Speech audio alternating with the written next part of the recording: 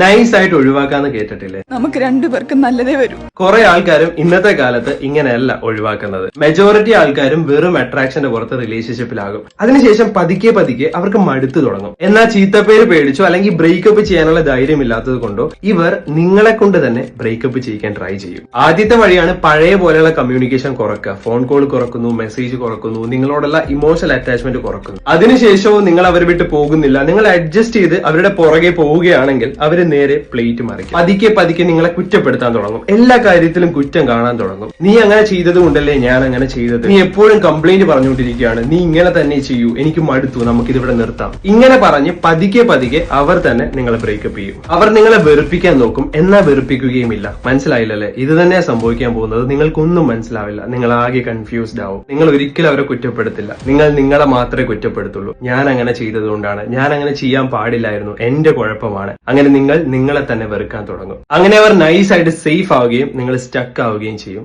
So be careful.